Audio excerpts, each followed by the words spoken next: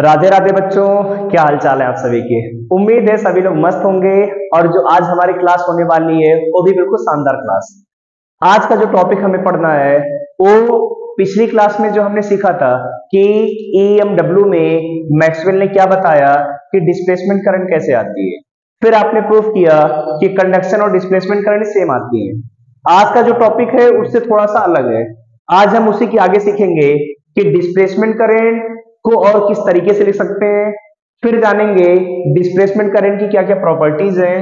फिर आएंगे बहुत शानदार टॉपिक मैक्सवेल इक्वेशन, बहुत इंपॉर्टेंट है कि मैक्सवेल ने क्या क्या इक्वेशन बताई, उन सभी को कैसे कैसे एक्सप्लेन किया। तो पहले टॉपिक से स्टार्ट करते हैं। तो देखिए आज का जो टॉपिक है, अभी हमने पिछली क्लास में सीखा था डिस्प्लेसमेंट करंट कि जो डिस्प्लेसमेंट करंट है इसकी वैल्यू आई है I D equal epsilon not D phi E by D T. ये तो पता है डिस्प्लेसमेंट करंट। तो सबसे पहले हम सीखते हैं कि डिस्प्लेसमेंट करंट है तो इलेक्ट्रिक फील्ड के फॉर्म में है। अब इसे इलेक्ट्रिक पोटेंशियल के टर्म में कैसे लिखेंगे और कैपेसिटेंस के टर्म में। तो जो पहला टॉपिक है आपको स्टार्ट करना है डिस्प्लेसमेंट करंट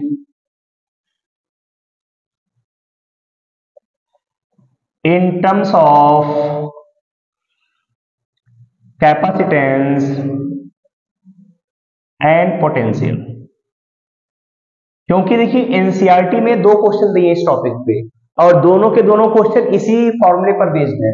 वहां ये वाला फॉर्मूला यूज करके न्यूमेरिकल नहीं कर सकते, उनके लिए यही यूज करना पड़ेगा। तो देखिए क्या तरीका है डिस्प्लेसमेंट करंट के लिए।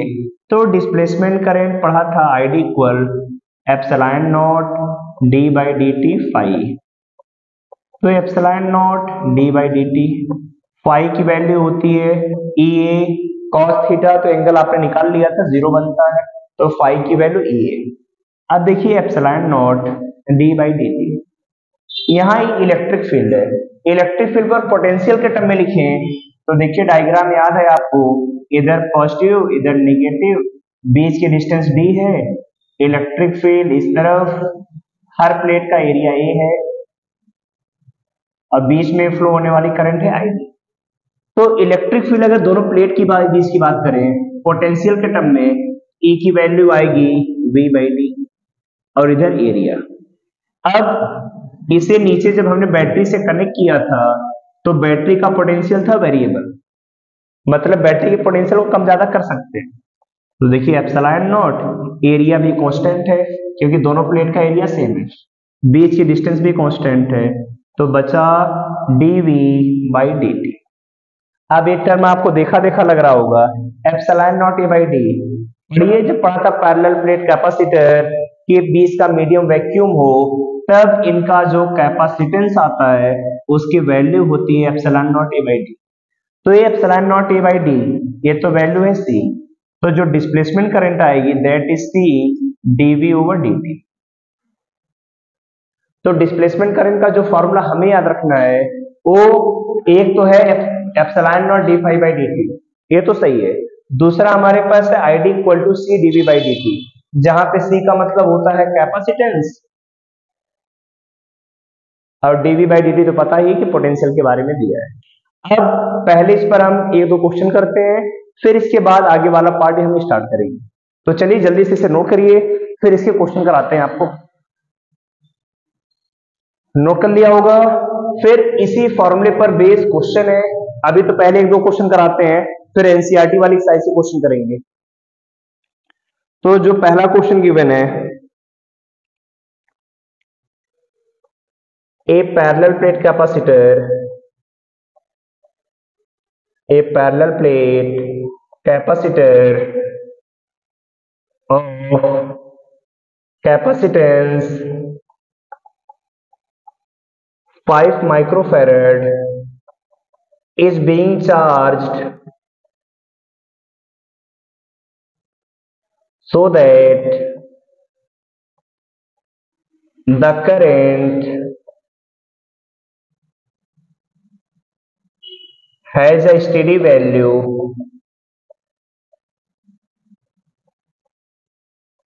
of 100 milliampere.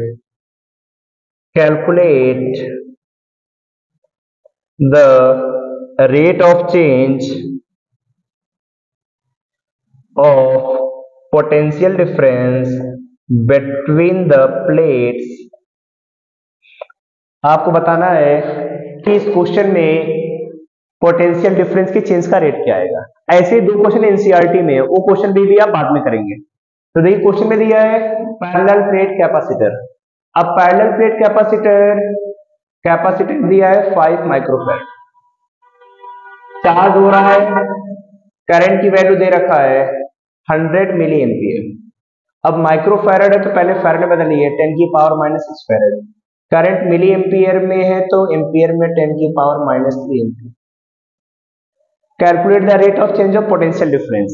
तो देखिए potential difference dV by dt हमसे पूछा हुआ है, तो जैसे dV बाई dt दिखा तो एक चीज समझ में आई होगी कि I इक्वल टू, हमने पढ़ा था displacement current C dV by dt, याद आ रहा है, C dV by dt। ID यही तो IC और ID सब तो सेम ही होता है, तो IC है 100 10 की पावर -3, तो 2 जीरो लिख दिया यहाँ पे 100 10 की पावर -3। C है 5 10 की पावर -6 और dV बाई dt। अब इधर काटें, इधर जाएगा 100 10 की पावर -3, नीचे 5 10 की पावर -6 dV बाई dt। तो 5 से काटने पर इसकी वैल्यू आ जाएगी 20। इधर -6 है, ऊपर जाएगा तो +6 और उससे 6 में से 3 जाएगा तो 2, इधर dV बाई dt। तो वैल्यू 20 10 की पावर 3, तो लग जाएगा 1 0 3 0 और लगा दिया dV बाई dt, तो आ जाएगा 20,000 वोल्ट पर सेकंड। तो चेक करिएगा कि आपकी वैल्यू भी यही आई थी। अगर वैल्यू आपकी भी सेम आ रही है 20,000 वोल्ट पर सेकंड, तो मतलब आप समझ गए कैसे क्वेश्चन करना है।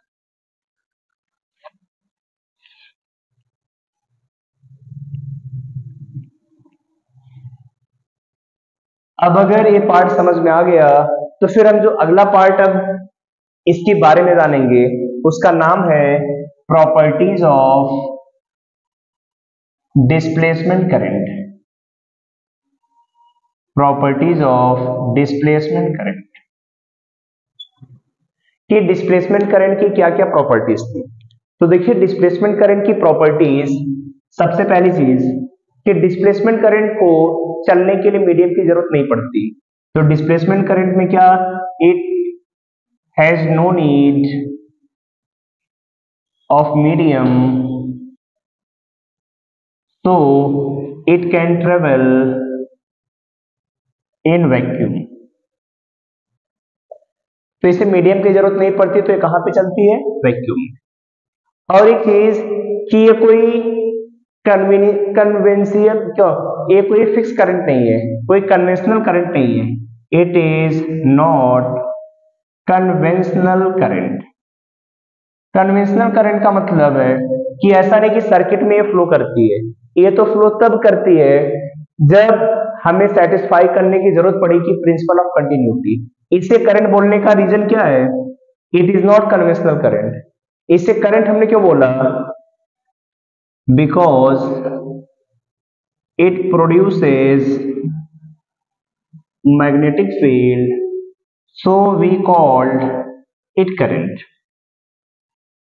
देखा था मैक्सवेल के एक्सपेरिमेंट में कि मैग्नेटिक फील्ड आ रहा है, नीडल घूम रही है, तब जाकर हमने बोल दिया कि कोई करंट है। तो कोई ऐसा नहीं कि सर्किट में फ्लो होने वाली करंट है, तो ये कन्वेंशनल करंट नहीं है, मैग्नेटिक फील्ड को प्रोड्यूस कर रही है, तो हमने मान लिया करंट है। तीसरा, प्रिंसिपल ऑफ कंटिन्यूटी से सेटिस्फाई होती है। To satisfy principle of continuity, to satisfy principle of continuity with conduction current। तीसरा, principle of continuity of current satisfy करने के लिए with conduction current we take displacement current.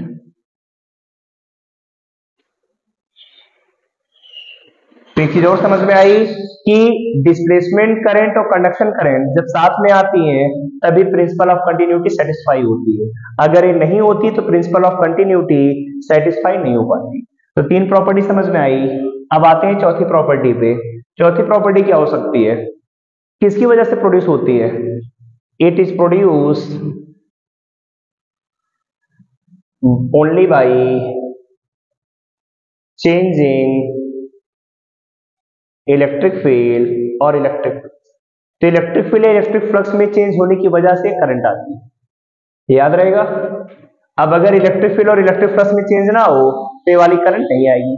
और एक चीज हमने और सीखा था कि जो डिस्प्लेसमेंट करंट है ये हमेशा कंडक्शन करंट के बराबर होती है। तो ये 5 प्रॉपर्टी है जो आपको मस्ट है प्रिपेयर करना, क्योंकि ये क्वेश्चन एग्जाम में बहुत ज्यादा पूछा जाता है कि डिस्प्लेसमेंट करंट क्या होती है, प्रिंसिपल ऑफ कंटिन्यूटी को सेटिस्फाई कैसे करेगी और इसकी प्रॉपर्टीज क्या है, याद हो जाएगा। अब अगर इतना आपको प्रिपेयर है तो फिर हम थोड़ी सी मैक्सवेल की इक्वेशन के बारे में जानेंगे कि मैक्सवेल ने आगे और क्या क्या बताया। तो जल्दी नोट करिए, फिर आते हैं अगले टॉपिक पे।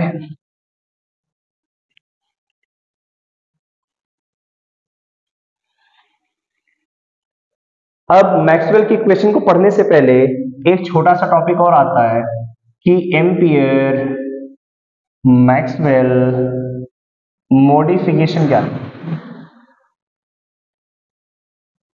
एम्पियर मैक्सवेल मॉडिफिकेशन, अब देखिए ध्यान से समझिएगा, इधर plus plus plus minus minus minus, बीच में है वैक्यूम, इलेक्ट्रिक फील्ड, इधर आईसी, इधर आईडी, फिर इधर जा रही आईसी। तो करंट आईसी, आईडी और आईसी ये सभी करंट के डिफरेंट फॉर्म। अब हम बात करते हैं इसके बारे में, ध्यान से देखेंगे। एम्पियर ने क्या बताया था, एम्पियर्स लॉ क्या था कि line integral B dot D L equal to mu not I. ये मान लिया पॉइंट एक्स है या पॉइंट ए है, तो point A, Ampere's law at point A, तो line integral B dot D L mu not I C. Ampere ने सिर्फ मीडियम के लिए बताया था, एम्पियर ने वैक्यूम में करंट को कितना 0 माना था। अब अगर ये बीच में पॉइंट बी है, इधर पॉइंट सी है, तो एट बी पर कितना आ जाएगा, ये तो बी पर line integral B dot D L mu not, और यहां करंट तो 0 माना था तो 0 आता। एट सी पर आते फिर line integral B dot D L equal to mu not I D, mu not I C. तो देख रहे हैं कि जो मैग्नेटिक फील्ड आ रहा है यहां पर म्यू नॉट आई सी, फिर 0 हो गया फिर आ गया। क्या कभी ऐसा पॉसिबल है कि मैग्नेटिक फील्ड यहां आया फिर गायब हो गया फिर आ गया? मैग्नेटिक फील्ड तो कंटिन्यूअस चलेगा, कि जो लाइंस है हमेशा निकल रही हमेशा जा रही है।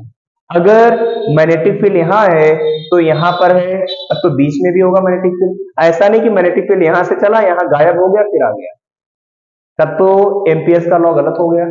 अब इसी में एक करेक्शन किया था मैक्सवेल ने, उन्होंने बता दिया कि हमने पीछे पढ़ रखा आईसी और आईडी सेम होते हैं, तो उन्होंने बताया कि जब वैक्यूम में हम जाएंगे तो वैक्यूम में यहाँ थोड़ा सा करेक्शन होगा, तो जो line integral B dot D L है थोड़ा सा इसमें करेक्शन कर लिया और बताया कि इस लॉ को हम ऐसे लिखें, line integral B dot D L mu not I C plus I D. तब ये हमेशा मैग्नेटिक फील्ड वाली इक्वेशन को सेटिस्फाई करेगा। जैसे देखिए अब इस इक्वेशन में अगर हम एट पॉइंट ए पे लिखिए इसके अकॉर्डिंग, तो line integral B dot D L mu not I C, और जहां आई सी है यहाँ आई डी 0 हो जाएगा, यहाँ आई डी है तो आई सी 0, आई सी है तो आई डी 0। तो इस वाले पॉइंट पर देखें तो म्यू नॉट आई सी और आई डी की वैल्यू 0 आ जाएगी, तो line integral B dot D L mu not I C. फिर पॉइंट 2 पर आए बी पर, तो बी पर कितना आएगा, line integral B dot D L mu not I D, क्योंकि आई सी 0 होगा तो आई डी आएगा, और आई डी की वैल्यू तो पीछे पढ़ा था आईडी आईसी, तो म्यू नॉट आईसी। तीसरा सी पर line integral B dot DL mu not. अब जब हम सी पर आए तो सी पर देखते हैं फिर आईडी 0, तो म्यू नॉट आईसी। अब देख रहे हैं हर जगह ए बी सी हर एक पॉइंट पर मैग्नेटिक फील्ड की जो वैल्यू आएगी सेम आएगी, मतलब यहां मैग्नेटिक फील्ड तो यहां पर भी मैग्नेटिक फील्ड, यहां पर भी मैग्नेटिक फील्ड। तो मैक्सवेल ने एम्पियर के लॉ में क्या मॉडिफिकेशन किया, बस इतना ऐड किया कि म्यू नॉट आईसी ना होकर mu naught IC plus ID, और इसी इक्वेशन को अब हम बोलेंगे मैक्सवेल की फोर्थ इक्वेशन या एम्पियर मैक्सवेल मॉडिफिकेशन। तो याद रहेगा अगर आपसे पूछा जाए एम्पियर मैक्सवेल मॉडिफिकेशन क्या है, तो क्या था, line integral B dot DL की value mu not IC plus ID आएगी। याद कर लेंगे सभी, इतनी चीजें आपको प्रिपेयर कर डालनी है। अब हम अगली वाली क्लास में सीखेंगे मैक्सवेल की चारों इक्वेशन, एग्जाम के लिए बहुत इंपॉर्टेंट है, और विथ कंक्लूजन कि क्या क्या कंक्लूजन के साथ उन्होंने बताया। तो इतना सभी प्रिपेयर करिएगा, मिलेंगे सभी से अगली क्लास में, तब तक के लिए बाय बाय।